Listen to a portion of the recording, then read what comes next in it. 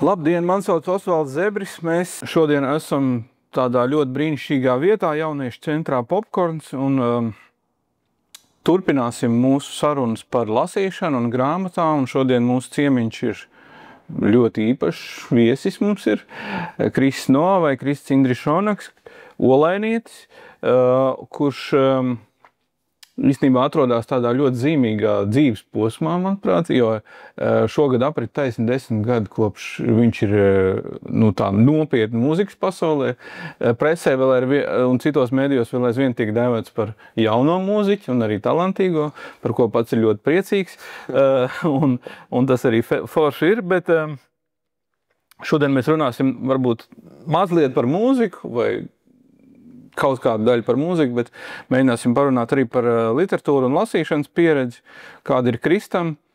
Bet es gribēju iesākt šo sarunu ar kaut ko, kas vēl tikai būs, kas tuvojās, kaut ko ļoti nozīmīgu Kristam, un tas ir viņa nākamā gada jūnijā iecerētais koncerts Siguldā, solo koncerts, vai ne? Tieši tā. Šogad mēs ļoti daudzi baudīja Niku Keivu Siguldas pilsdarbā, gandrīz vai solo koncertā. Jā. Jūnijā nākamā gadā. Kas tas būs? Varbūt tu vari īsti pastāstīt, kas tur būs redzams, ko pieredzēsim? Jā, es domāju, ka pieredzēs tādu manis labāko versiju dzīvē, es teiktu, jo man šķiet, ka kā mūziķi un kā cilvēki mēs attīstamies, un es gribētu ticēt, ka uz to labāko pusi. Un jā, es domāju, ka būs arī šis tas jauns, jo tomēr līdz jūnijam ir laiks, un šajā laikā ir plānots radoši darboties. Un, protams, svarīgi jāatzīmē, ka tas ir līdz šim lielākais tāds solo koncerts, kurā cilvēki sapulcēsies, lai dzirdētu tieši mani. Jo līdz šim ir bijuši 2 palādījumi vispār dot koncerti, un esmu iesildījis gan Donu stadionā, gan arī Prāta vētru šogad tūrē, kas, protams, aptver entos tūkstoši cilvēku, un vēl priekšā šodien, šeit intervijā vēl priekšā ir Meža parka koncerts. Tad, kad intervija iznāks, viņš jau būs pagājis, un tad tas būs visdrīzāk vislielākais tāds notikums vispār manā karjerā. Bet jāatzīst, ka viskaistāk un vispatīkamāk ir tomēr spēlēt savai publikai, savai auditorijai, kas nāk tieši uz tevi un klausās un dzied līdzi praktiski katrai dziesmai. Brīnišķīgi, bet tas, es nezinu, nosacīt, protams, var teikt, ka jauns 10 gadi, tas ir relatīvs iedziens kādam, tas ir maz kādam daudz, bet droši vien tāds pirmais solo koncerts vai tevis paša koncerts, tas ir tāds ļoti zīmīgs notikums mūziķu dzīvē, pieņem, vai ne? Jā, bet tas nav pirmais solo koncerts kā tāds, tas ir solo koncerts līdz šim lielākajai publikai un arī Siguldā. Jo solo koncerts, kā es minēju, ir bijuši vairāki. Vienkārši šis ir tāds tiešām, kas aptver nopietnu apjomu ar klausītājiem, un arī tomēr brīvdabā tas ir arī papildus tāds šārms un vienlaicīgi arī izaicinājums. Jo brīvdabā, protams, var īsti vienlaicīgi neiespringt uz, piemēram, skatuves dekorēšanu vai īpašām atribūtikām, bet vienlaicīgi tas arī tomēr prasa piedomāt droši vien par šo formātu vairāk. Jā. Es skatoties visādos avotos agrākās intervijās par tevi, kas ir bijis rakstīts, un saprotu, ka šajos 10 gados tu esi paspējis šausmīgi daudz. Tu esi rakstījis ļoti daudz mūzikas sev, tu esi rakstījis mūziku citiem, tu esi piedalījies vairāku valstu komandās Eirovīzijā. Tev ir līgums ar Sony Somijā, diezgan daudz dažādu balvu jau, vai ne? Jā. Un tāds ļoti piesātināts šie 10 gadi ir bijuši. Kā tu to visu esi paspējis? Un vai tas nozīmē, ka tu esi tāds no vienas puses maratonists, jo tas skrējiens ir jau nu pat garš, bet tādā sprinta ritmā visu laiku? Jā, ir daudz, kas skaists noticis, un jāatzīst, ka noteikti tāds iespaidīgāks izrāviens ir noticis tieši pēdējos, teikt, 3 vai 4 gados, un īpaši liels tad uzsvars ir tieši uz pēdējiem 2 gadiem.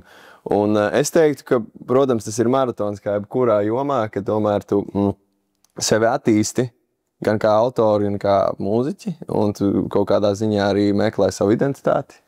Šajā, piemēram, pirmajā pusē no 10 gadiem, un pēc tam šajos otros, piemēram, 5 vai 3 gados tu jau esi sapratis, kas tu esi, kas tu vēlies būt, un tad tev pašam ir krietni vieglāk strādāt, un arī tevi daudz vairāk rīku, kā sevi realizēt.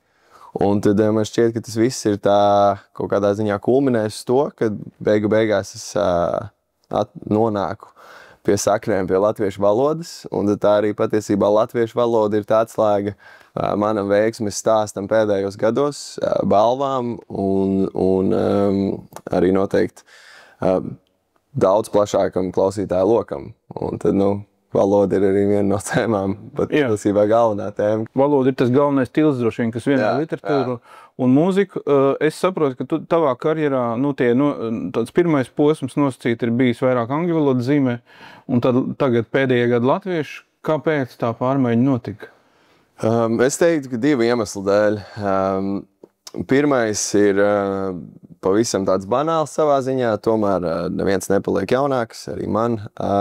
Tīpaši Covid laikā bija pārdomas, vai šī ir īstā tomēr profesijas izvēle, nekas īsti tā nenotiek.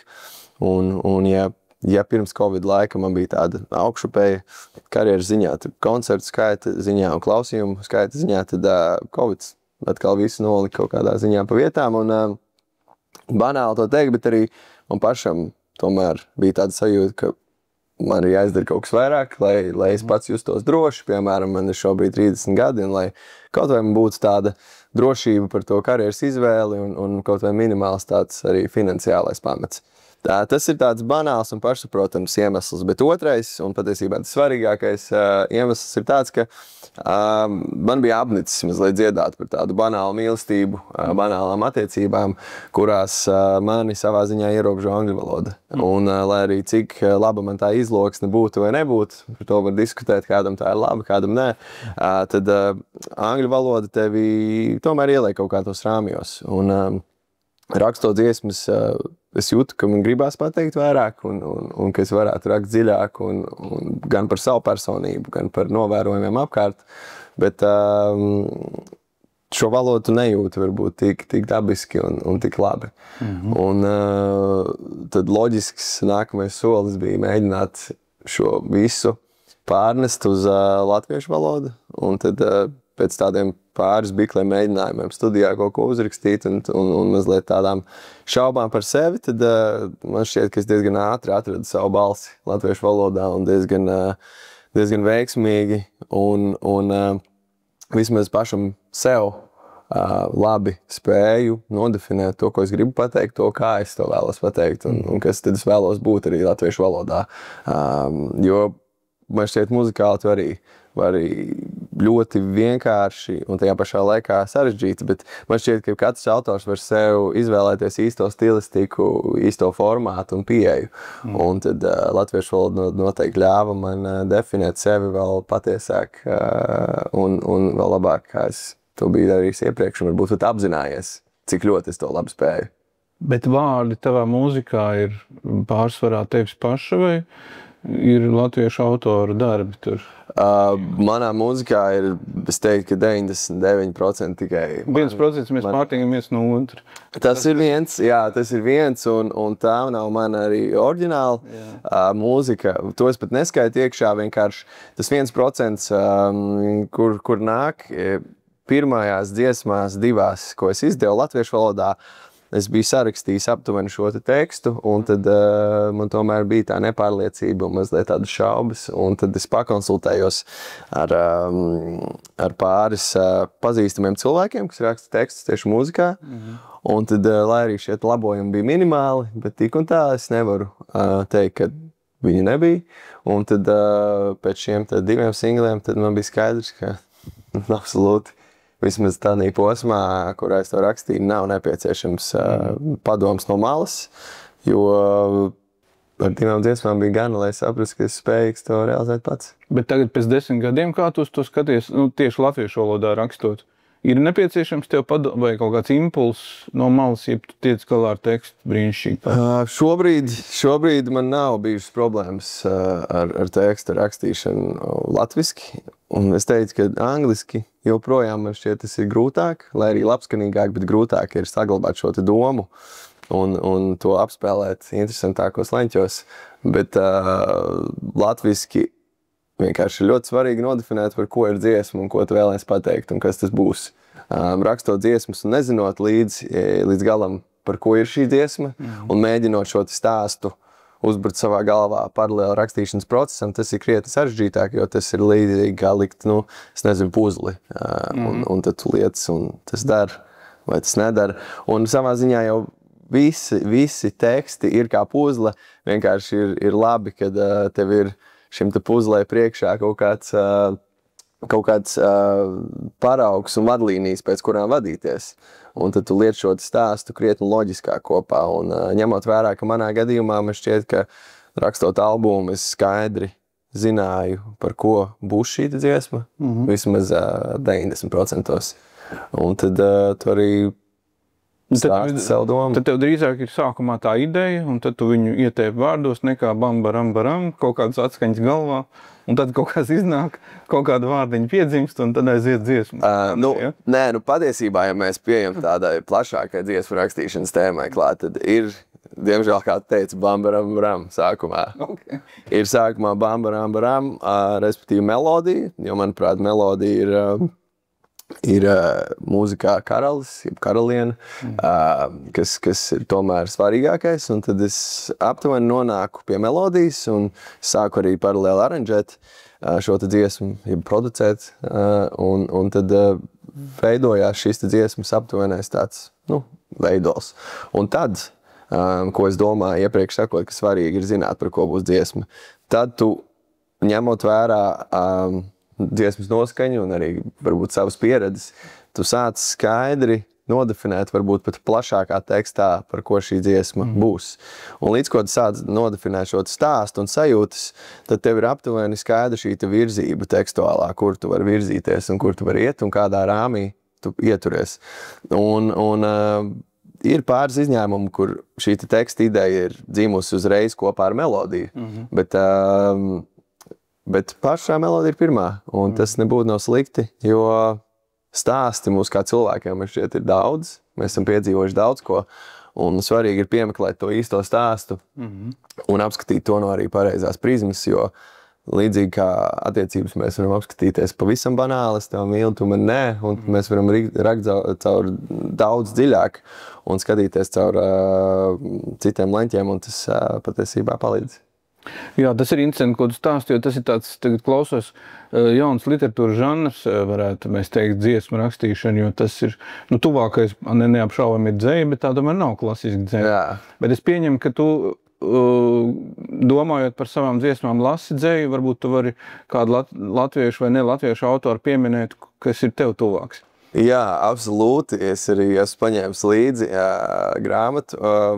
Godīgi sakot, rakstot albumu, rakstot latviski, es biju izgājis diezgan dažādiem autoriem tieši latviešu valodā un dažādu autoru darbiem, un tad man tā ļoti spilgti acīs un ausīs un dvēselē iekrita Ingas Pizāras darbi. Pirmais, īpaši pirmais šis dzejoļu krājums, kas ir Siena, ko nosiltināt. Un tad es izlasīju šo dzejoļu krājumu no sākuma līdz beigām neskaitāmas reizes, un man tiešām uzrunāja tas stils, kurā viņi raksta, kas ir tāds diezgan realisma pieskaņa un sajūta, ka Inga ir dzīvojusi mūsdienu laikmetā un jūtas kaut ko es esmu jūtis, un tad arī otrs dzejoļu krājums ir šis. Jā. Tas pats izmisums tikai ar puķēm, un tad neskaitāms reizes lasīju šo, un arī iepriekšējo dzejoļu krājumu, un mēģināju to kaut kādā ziņā savilkt ar sevis piedzīvoto pagātnē, un tad es teiktu, ka tā formula man labi nostrādāja. Okay. Un noteikti tas kaut kādā ziņā ir mans iedvesmas avots tieši tādam tekstam latviešu valodā vairākās dziesmās. Tu varbūt kādu Ingas dzejoļu mēs arī dzirdēsim.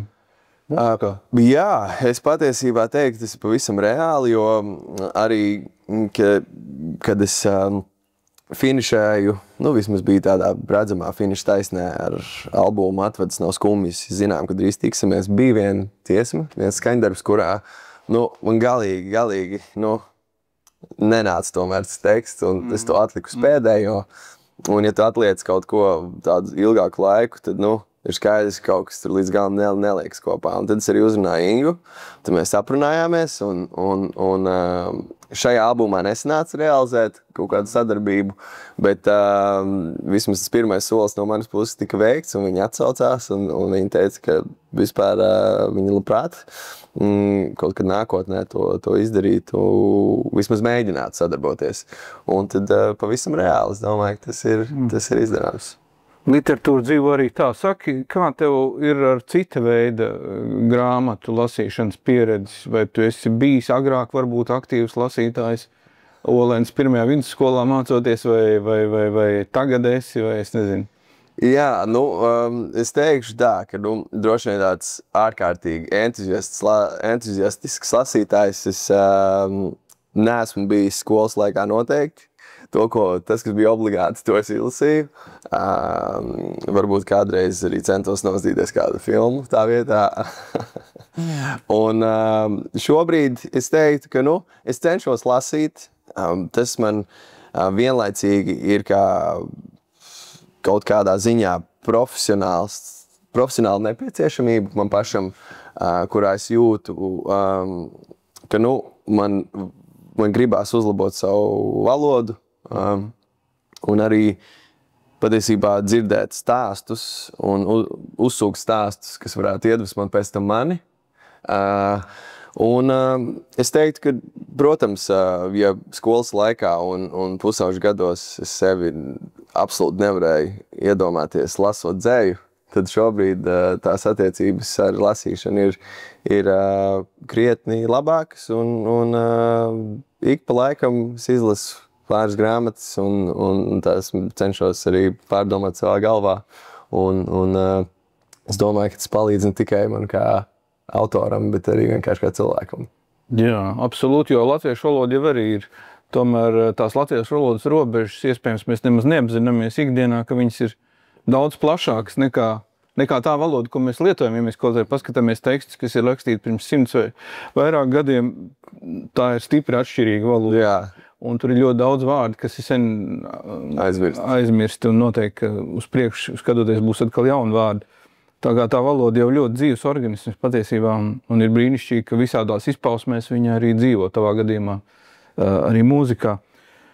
Bet runājot par to lasīšanas pieredzi, varbūt tev ir kāda grāmata īpaša tomēr, kur tu gribētu pieminēt, kas tev ir kādas pārdomas raisījusi agrāk vai nesen?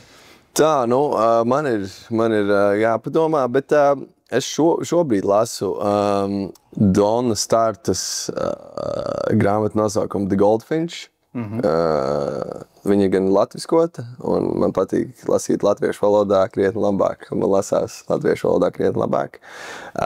Es gan esmu tādā pirmajā pusē šīs grāmatas, bet tas ir kaut kas man ir šobrīd ļoti aktuāls. Bet kopumā, jā, es teiktu, ka man ir arī daudz kaut kā sanācis lasīt autobiogrāfijas. Un autobiogrāfijas ir kaut kas man interesē. Es lasīju autobiogrāfijas par sportistiem un mūziķiem. Un es esmu izlasījis, kas man prātā palicis, ka par Bobu Dylanu autobiogrāfiju. Tā ir interesanti. Gan arī relatīvi nesen izlasīju autobiogrāfiju par Oasis kungiem, kuri patiesībā šodien ir joprojām tieši šogad ir viens no aktuālākajiem vispār vārdiem mūzikā. Un tad ir interesanti redzēt, ko šie cilvēki savā laikā piedzīvoja, ko viņi redzēja, kā viņi jutās. Un īpaši interesanti man ir to lasīt kā mūziķim. Par citiem mūziķiem, par sadarbībām, par radošiem procesiem un kā viņi nonāk līdz skaņdarbiem, kuriem dzied līdzi praktiski visa pasaule. Dažkārt mūziķi saņem Nobela prēmijas literatūrā Dylana gadījumā. Jā. Gadās. Jā. Bet Tu pieminēji sportistu autobiogrāfijas, tev ir diezgan cieša saikne. Es nezinu, vai vēl ir, vai tev pietiek laika tam, bet ir bijusi ar sportu, tu esi spēlējis hokeju diezgan nopietnā līmenī. Varbūt tu vari izstāstīt, kā tā hokeja gaitas bija un kāpēc viņi saprāvās? Hokeja gaitas, eksistēja un tādā brīdī, kad es spēlēju hokeju, man absolūti nebija mazāko šaubu, ka es būšu profesionāls atlēts. Es nezināju gan vai hokejists vai kādas cita formāta, bet man bija tā pārliecība, ka tas būs absolūti tas, ko es darīšu. Un pavisam tāds banāls iemesls, kāpēc tas aprāvās tādēļ, ka vienā brīdī sapratu, ka es varbūt tomēr tik labi nespēlēju, kā man likās. Okay. Un es uzsācu savus hokejista gaitas mazliet par vēlu. Jā.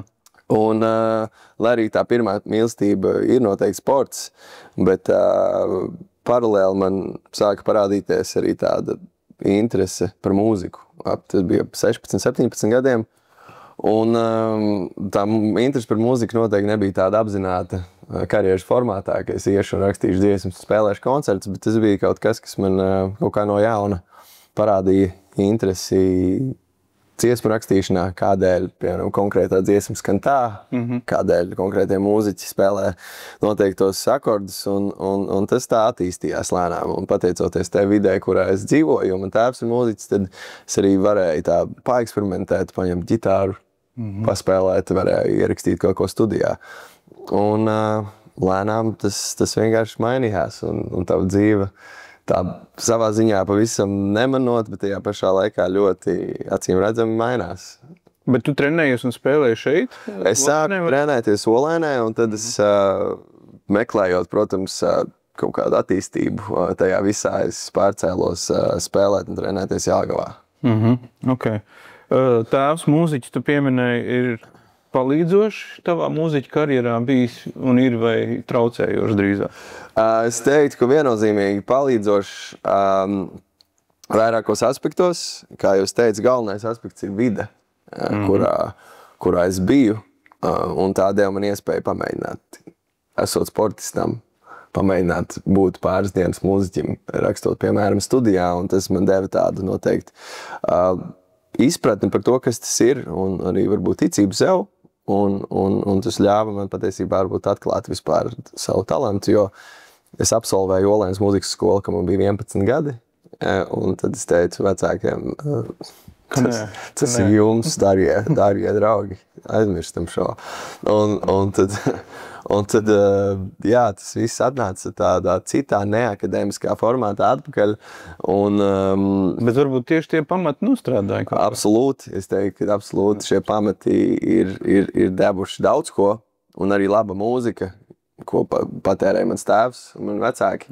Noteikti nosēdušies man zemapziņā, un man šķiet, ka gan es pieļauju līdzīgi gan dzejā, gan dartūras rakstīšanā autori kaut kādā ziņā reproducē to, ko viņi ir uzsūkuši savā mūžā, un arī absolūti par mūzikas var teikt, ka mūziķi vēl jau vairāk reproducē iepriekš dzirdēto tikai savā formātā, un tas jau kļūst par oriģinālu. Un, protams, ir tādi īpaši pāris gadījumi, kur ir iznācis kādam citam mūziķim sarakstīt kādu plaģiātu, bet tādā veselīgā formātā man šķiet visas radošās profesijas uzsūc un reproducē informāciju, ar ko viņi sastapušies iepriekš. Kādā intervijā tu esi teicis, ka tagad, kad es kļūstu vecāks, saprotu, ka man kā mūziķim un dziesmu autoram gribas būt pašam sev. Ko tas nozīmē būt pašam sev?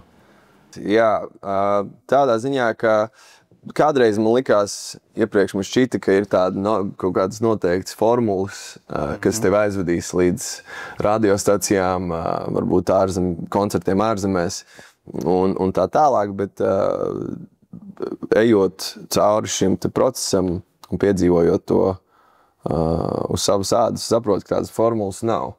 Un vienīgā patiesā formula ir būt sev pašam, gan radošajā ziņā, gan arī komunikācijā ar apkārtējiem, komunikācijā ar industriju, lai arī cik tā šaura nebūtu Latvijā. Un arī tīri cilvēcīgi, jo tu patiesāks man šķiet esi pret sevi savā radošajā darbībā, jo tev tas patiks vairāk. Ja tev ir jāspēlē kaut kāda loma, esot skatuvs vai esot studijā, tad, tas noteikti no tevis paprasa vairāk enerģijas, vairāk piepūles un galu galā varbūt arī tas rada mazāk gandarījumu rezultātā. Un tad šis arī albums, ko es izdevis un kas ir ieguvis šos 5 zelta mikrofonus un 3 vēl šīs jaunās gama balvas. Es teiktu, ka es absolūti nevadījos pēc nekādiem vadmotīviem, kas šo albumu aiznestu un būtu kaut kādā īpašā formātā un patiktu kritiķiem. Tas bija kaut kas, ko es pats klausos, un es vēlējos radīt mūziku, kuru es klausītos ar prieku un arī teksta ziņā klausītos un kas man raisītu pārdomas. Jo tieši runājot par mūziku, man patīk un iedvesmo mūziķi, kas tomēr apskata mazliet vairāk dzīves pozīcijas savos tekstos. Un tas nav tikai par attiecībām romantiskā kontekstā, bet apskata gan paudžu attiecības, kas patiesībā ir man šķiet tāds mazliet manā skatījumā mūzikā aizmirsts aspekts. Un tad arī savu albumā man šķiet tas diezgan vairākos momentos, vairākās epizodēs runāja par to, cik ļoti patiesībā arī dažādas paaudzes redz pasauli citādāk, respektīvi, un kā to visu savilkt vienā loģiskā komunikācijā ar šiem cilvēkiem un kā nonākt pie kaut kāda kopsaucēja un kompromisa, jo man šķiet, ka gan es, piemēram, gan mans tēvs, mēs varētu skatīties uz vienu lietu, bet uztvert kaut ko absolūti pilnīgi citu. Un tad savos tekstos es arī cenšos apskatīt, piemēram, šo aspektu. Nē, bet vispār tas būtu pašam sev, man šķiet tās labs vadmotīvs, ne tikai dzīvē, bet arī mūsu šai sarunai. Šķiet, ka jo gan lasīšana, gan mūzikas klausīšanās, es tā domāju, es ceru, ka tu man piekritīs, īstenībā palīdz būt pašam sev, jo tas tev parāda vispār, kas vispār notiek pasaulē un kaut kā labāk sevi noformulēt. Labi, liels tev paldies, lai izdodās, un tad gaidīsim lielo koncertu nākamgad, un droši vien, ka vēl līdz tam būs arī citi, kur tev varēs redzēt un dzirdēt. Paldies. Super, paldies tev.